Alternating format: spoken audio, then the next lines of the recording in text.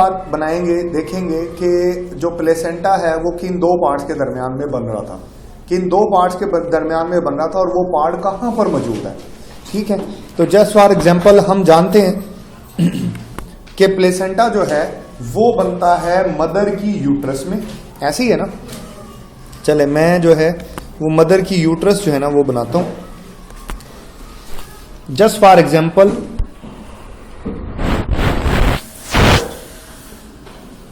ये मदर की यूट्रस है,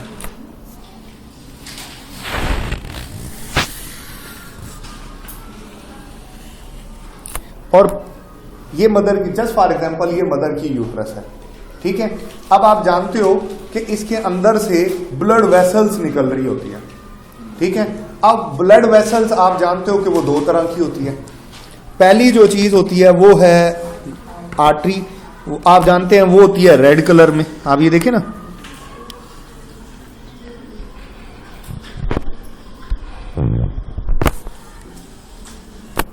ये आर्टरी है, ये आप सपोज कर लें ये दूसरी आर्टरी है।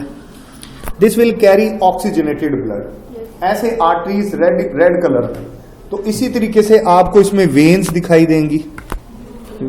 जी बिल्कुल ऐसी है, वो जरा ब्लूइश कलर में होंगी, देखें ना, दीज आर वेन्स, ऐसे ब्लूइश कलर में। ठीक है ना। अच्छा, जब प्रेगनेंसी का टाइम आता है तो यूट्रस क्या करती है, यूट्रस के ऊपर एक्स्ट्रा लेयर ऑफ ब्लड बनता है, extra layer of blood vessels बन जाती है, जिसको कहते हैं वेस्कुलराइजेशन ऑफ एंडोमेट्रियम। ये जो एंडोमेट्रियम है वो और ज्यादा थिक हो जाती है, ऐसे ही होता है ना। चलें देखें,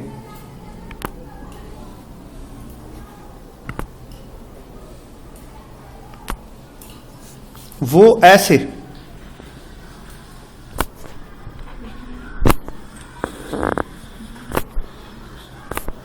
ऐसे ये जो है ना, ये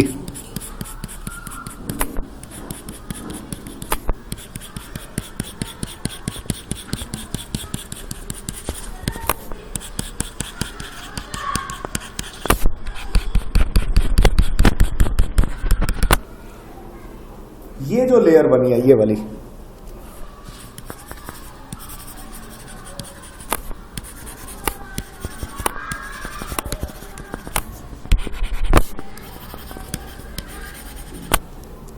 ठीक है, तो ये बन गई है बेसिकली, यही डेसिडुआ है, जिसको डेसिडुआ बिसैलस जो है ना वो आपने नाम देता है, यही है।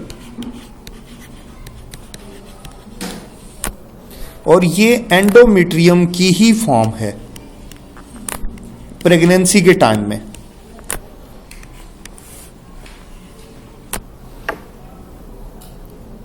यहां तक क्लियर है आपको?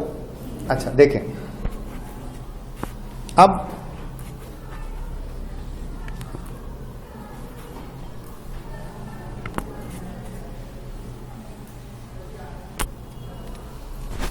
अब ये जो फिटस है ना, जस्ट फॉर एग्जांपल ये फिटस है, और फिटस में से ये एम्बेलिकल कॉर्ड जो है ना वो निकल रही है। ठीक है, अब इस एम्बेलिकल कॉर्ड के अंदर, ये जो एम्बेलिकल कॉर्ड है ना, ये यहां से यूं जाएगी,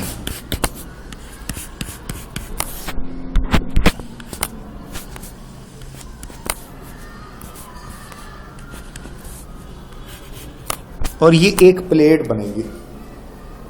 ठीक है, जिस प्लेट को आप नाम दोगे कोरियोनिक प्लेट। क्या बनेगी ये?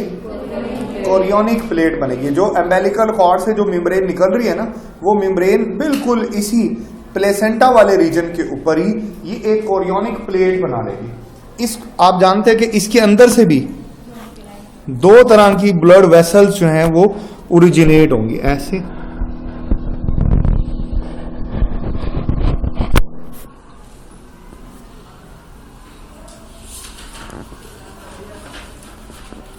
ऐसे। डेफिनेटली ये जो है ना वो अम्बेलिकल आर्टरी है। इसी तरीके से 2 अदद अम्बेलिकल वेन्स निकलेंगी। एक आर्टरी होती है, 2 वेन होती है ना। चले चले यूं होती है, चले यूं कर लेते हैं। बिल्कुल ठीक है जी, चलो आपको भी याद है बात।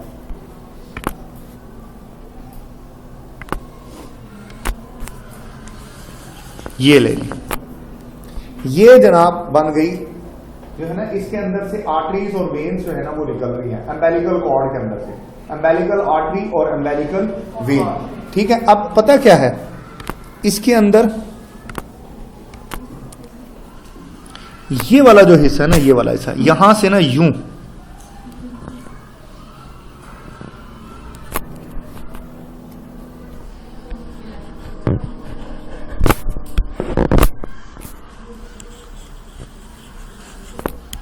जी, बिल्कुल आप सही समझे हो। These are chorionic villi. तो ये कोरियोनिक विलाइज जो हैं वो यहां पे बनना शुरू हो गया। कोरियोनिक विलाई या कोरियोनिक विलस जो है ये वो डेवलप हो गया। अब यहां पर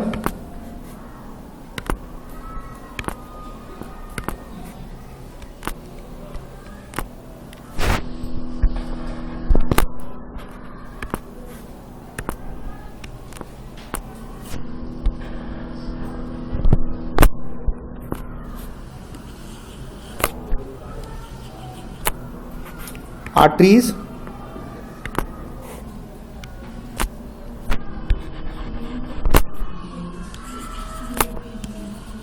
अम्बेलिकल, ये जो अम्बेलिकल आर्टरी और अम्बेलिकल वेन है ना, इसको इनकी जो सप्लाई है ना वो इसके अंदर आना शुरू हो जाएगी, अंदर आ गई। अब पता क्या है, ये जो है ना, ये वाली जो जगह है,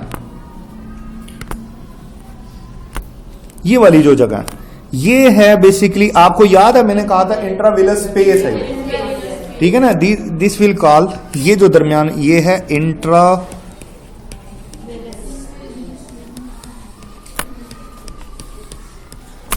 इंट्राविलस स्पेस है ये क्या है, दिस विल कॉल इंट्राविलस स्पेस। तो ये इंट्राविलस स्पेस है जो इसके दरमियान में। अब ये जो है ना ब्लड ना ट्रेवल करेगा, ब्लड क्या करेगा, ब्लड ट्रेवल करेगा। देखो ना यहां से ब्लड आएगा, ये ऑक्सीजनेटेड ब्लड आ रहा है, ठीक है। ये ब्लड यहां से आएगा, इस स्पेस के अंदर ब्लड आता जाएगा, मदर का ब्लड आ रहा है यहां पे, लेकिन ये ब्लड यहां से ट्रेवल करके इधर चला जाएगा वापस, इसमें से निकलता रहेगा और इसमें जाता रहेगा। तो ब्लड एक आर्टरी से निकलकर, मदर की एक आर्टरी से निकलकर उसकी वेन में जा रहा है, मदर की वेन में जा रहा है। अब इससे क्या फायदा होगा, बिल्कुल फायदा होगा। देखो पता क्या, ये जो ब्लड है ना, ये वाला हिस्सा यहां बेसिकली वो काम हो जाएगा जिसकी बच्चे की जरूरत है, जिसको फीटस की जरूरत है। देखो ना ये वाला जो ब्लड है ये यहां आ रहा है, तो बेटा ये जो ब्लड यहां से यहां जाएगा ना, लेकिन इस सारे दौरानिये में वो काम हो जाएगा जिसको बेबी को जिसकी जरूरत है, फीटस को जिसकी जरूरत है। अब फीटस को क्या जरूरत है, फीटस को जरूरत है ऑक्सीजन की, वो चला जाएगा।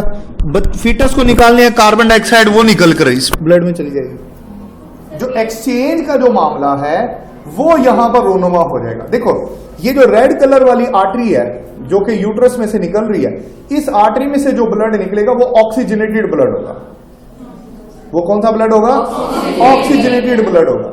ये ऑक्सीजनेटेड ब्लड जब ये ट्रैवलिंग कर रहा होगा फ्रॉम आर्टरी टू वेन, इस दौरान ही वहां से डीऑक्सीजनेटेड ब्लड और ऑक्सीजनेटेड ब्लड में एक्सचेंज हो चुका होगा, ठीक है ना।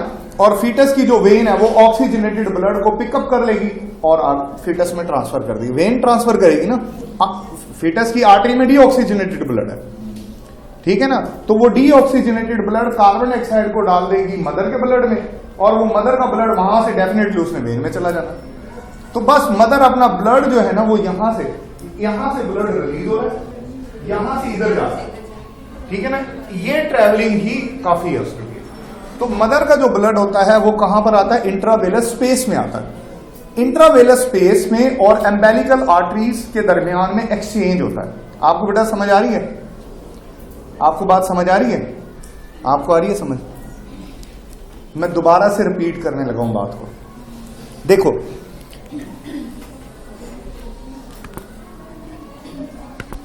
बेटा ये आर्टरी है ना, ये आर्टरी है, इसके अंदर ऑक्सीजन है, ठीक है? ये ऑक्सीजनेटेड ब्लड है।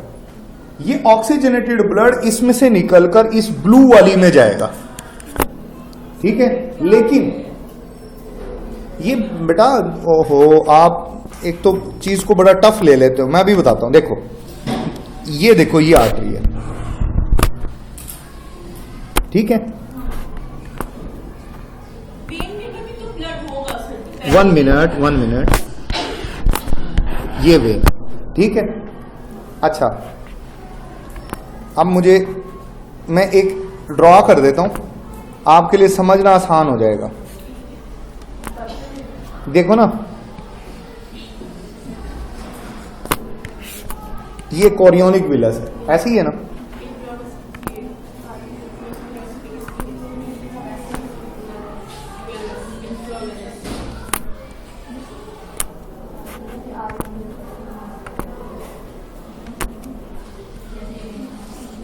ठीक है, ये ब्लड सप्लाई आ रही है इसको।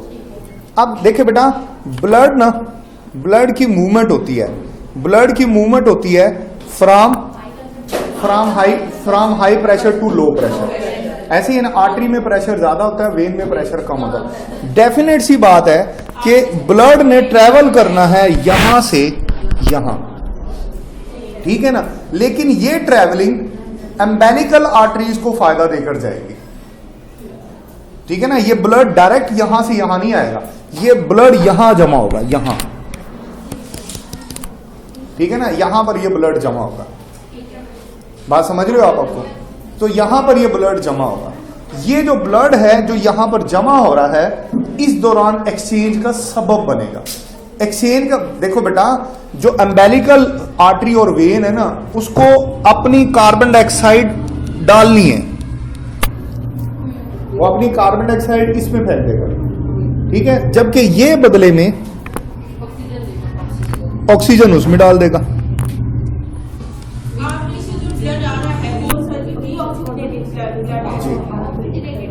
देखो बेटा, मेरी बात सुनो, ये मदर वाली साइड है,